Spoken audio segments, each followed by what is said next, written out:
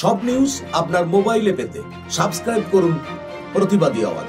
আর হ্যাঁ, ঘন্টাটা প্রেস করতে ভুলবেন না।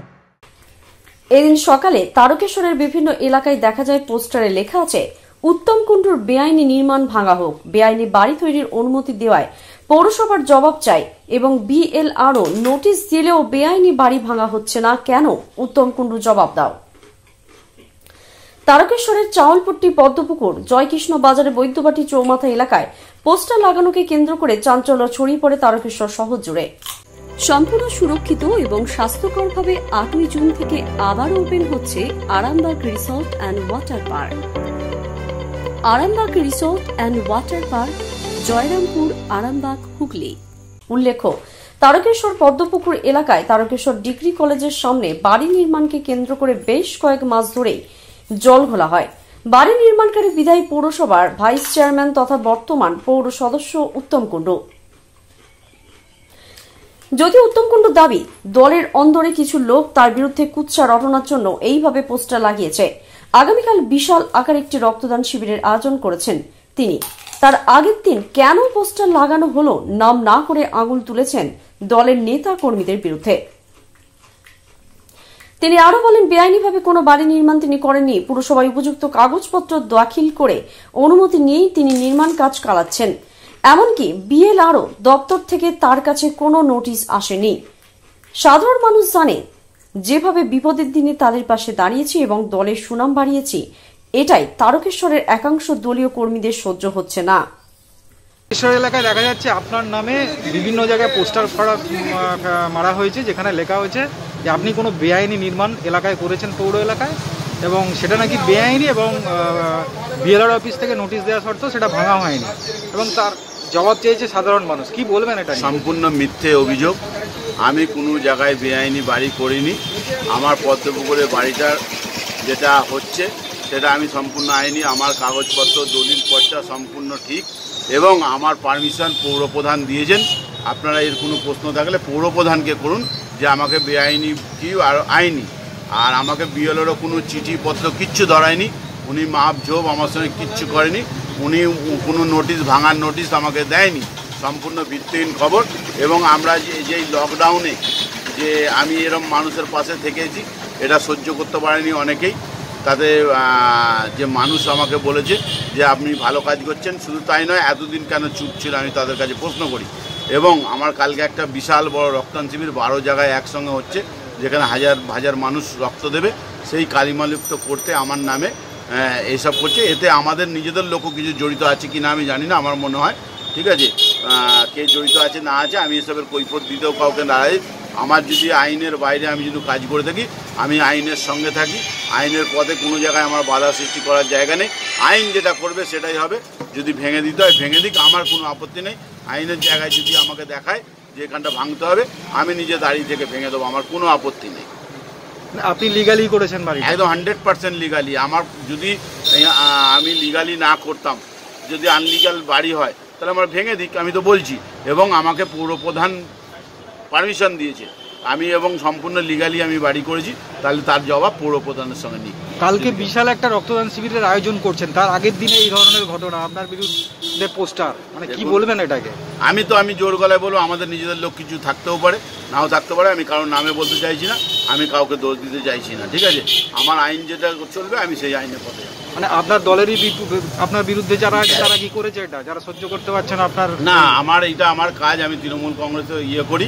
আমি কোনো বেআইনি জায়গা না, আমি কারোর নাম করতে না। তবে কি আছে কি না আছে আপনারা জনগণে বিচার করবে। আমি যদি বেআইনি করি, তাহলে আমাকে জনগণ ভেঙে দিক, আইনের পথে ভেঙে দিক, আমার কোনো আপত্তি নেই। এই যে পোস্টার পড়া নিয়ে আপনি কোনো আইনি পদক্ষেপ নেবেন? আপনার নামে যেভাবে কুৎসা রটনা হচ্ছে, এইসব মানে ছোটোখাটো ব্যাপার মানুষকে চোখটা ফিরিয়ে দেওয়ার জন্য এদিক ওদিক করছে। তারা নিজেরাই বুঝতে পারছে আজকে আমাদের পায়ের তলায় মাটি নেই, মাটি সরে গেছে, ওই জন্য এসব করছে, এতে আর কিছু নেই। যদিও এই বিষয়ে পৌর প্রশাসক স্বপন সামন্ত বলেন, এই বেআইনি বাড়ি নির্মাণ আমাদের কাছে অনেকে অভিযোগ জমা দিয়েছে।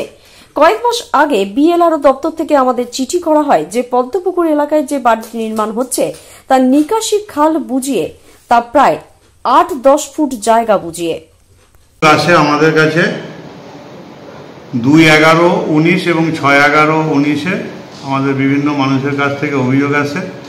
সেটা আসার পরিপ্রেক্ষিতে আমরা বিএলআরের কাছে কনফিডেন্সিয়াল রিপোর্ট একটা চাই। এর পরিপ্রেক্ষিতে বিএলআরও একটু সময় নিয়েছেন। তিনি আমাদের 16/3/2020 তারিখে আমাদের কাছে জানান যে জায়গাটা একটা এনক্রোচমেন্ট আছে এবং একটা নিকাশি খালের ওপর প্রায় 8-10 ফুট এনক্রোচমেন্ট হয়েছে, এটা ইলিগাল। এবং ওনাকে সরাসরি একটা নোটিশ দেন, ওনাকে নোটিশ দিয়ে জানান যে এটা আপনি ভেঙে নিন 7 দিনের মধ্যে। এবং এটা আমাদের কাছে 16 তারিখে আসার পরে আমরা আমাদের পক্ষ থেকে, পৌরসভার পক্ষ থেকে আমরাও তাকে একটা নোটিশ দিই এবং আলোচনা করতে কদিন টাইম লাগে। 20 তারিখে আমরা তাদের নোটিশ ইস্যু করি, কিন্তু সেটা লকডাউনের পরই এটা নোটিশটা ইস্যু হয়েছে, তিনি পেয়েছেন। আমরাও বলেছি যে আজ পার রিপোর্ট অফ বিএলআরও জায়গাটা ঠিক নেই। পৌরসভা প্ল্যান দিয়েছিল তার নির্দিষ্ট জায়গার ওপরে, এখন কেউ যদি বেশি জায়গা চেপে করে সেটা টানার বিষয়। এবং এই বিষয়ে আজকে মানুষ অনেক দিন অপেক্ষা করছে, অক্টোবর থেকে অপেক্ষা করছে, এই নভেম্বর থেকে অপেক্ষা করছে। ডিসেম্বর থেকে আজ হয়ে গেল 6 তারিখ। হয়তো মানুষ ভাবছে প্রশাসন কিছু করছে না, কিন্তু প্রশাসনকে তো কাজ করতে হয় নির্দিষ্ট তথ্যের ভিত্তিতে। কেউ অন্যায় করলে অন্যায়টা যে তিনি করেছেন সেটা প্রমাণ করতে হয়, তো সেই জন্য একটু সময় লেগেছে, কিন্তু প্রশাসন নিশ্চিতভাবে কাজ করছে। আমরাও সে নিয়ে সজাগ আছি, মানুষের কাছে যাতে বিরূপ প্রতিক্রিয়া না যায়, তো আমরা সেই হিসেবে ব্যবস্থা নিয়েছি। আমরা আশা করব তিনি নির্দিষ্ট নিয়ম মেনে, আমার যেহেতু পৌর বোর্ডের সদস্য, তিনি সরকারি নিয়ম মেনে যেভাবে নির্দেশ দেবে সেভাবে তিনি সরিয়ে নেবেন।